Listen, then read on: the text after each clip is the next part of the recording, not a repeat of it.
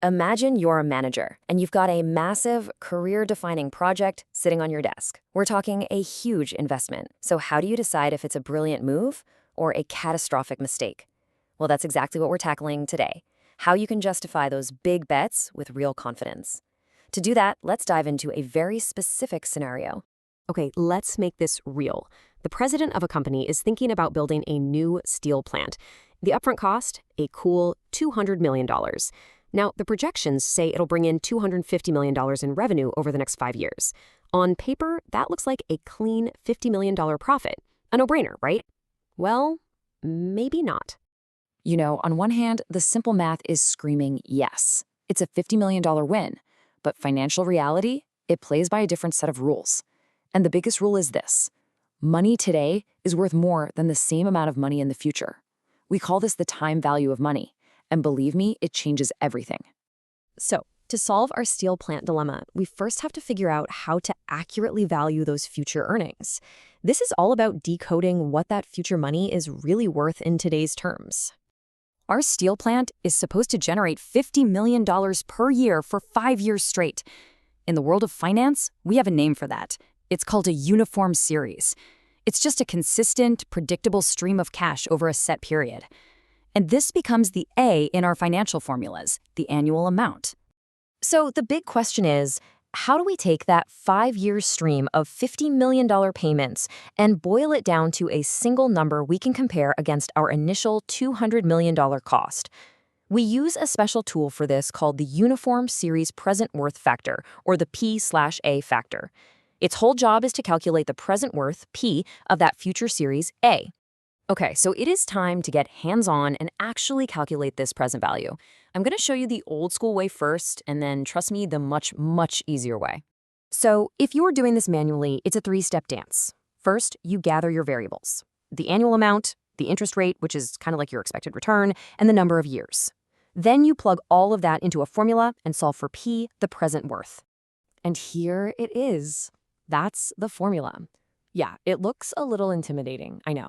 This is the mathematical engine that makes it all work. But thankfully, you almost never have to do this by hand anymore. It's great to know where the numbers come from, but in the real world, there is a much faster and way more reliable way to get to the answer. This is where modern tools come in, and honestly, they save the day. All of that complicated math gets distilled into one simple Excel function, PV, which stands for present value. All you do is type equals PV, plug in your interest rate, the number of periods, and the annual amount, and bam, Excel does all that heavy lifting for you in a split second. All right, now that we're armed with our new tool, let's get back to the big question. Is the steel plant a good investment or not? It's time to run the numbers and finally get a verdict. So here are our variables, nice and clear. We've got our annual revenue, A, of $50 million. The company's required rate of return, our I, is 10%, and the time period, N, is 5 years. Let's plug these right into our PV function. And the answer is $189.54 million. And this right here is the moment of truth. That future stream of $250 million, it isn't actually worth $250 million today. When you discount it at a 10% annual rate, it's only worth about $189.5 million. So let's ask that question again. Should the president be pleased? Absolutely not. No way. The project costs $200 million today, but the actual present value of all its future earnings is less than that. This isn't a $50 million profit. When you look at it in today's money, it's actually a projected loss of over $10 million. Ouch. So the project as it's planned is a definite no-go. But that just leads to the next question for any smart manager. What would make it a good investment? Let's figure out the real revenue target they actually need to hit. For this, we basically just flip the script. We use an inverse tool called the Capital Recovery Factor, or A/P. So if the P/A factor takes an annual amount and tells you what it's worth today, the A/P factor takes today's investment cost and tells you the minimum annual return you need to make it worthwhile. And just like before, there's a complicated formula lurking behind the scenes, but all we really need to know is the incredibly simple Excel function, PMT, for payment.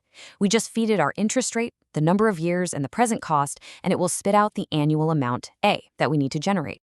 So, running that calculation for our $200 million investment over 5 years at 10% gives us this number, $52.76 million. That is the true break-even point. The plan has to generate almost $53 million a year, not $50 million, just to hit its 10% return goal. So we've just unpacked two incredibly powerful concepts here. Let's put them together into a simple but really effective toolkit for making these kinds of huge financial decisions. Here they are, side by side. It's pretty simple. You use the PV function when you have a projected annual amount and you need to know its value today. And you use the PMT function when you have an upfront cost and you need to figure out the annual performance required to justify it. That's really all there is to it.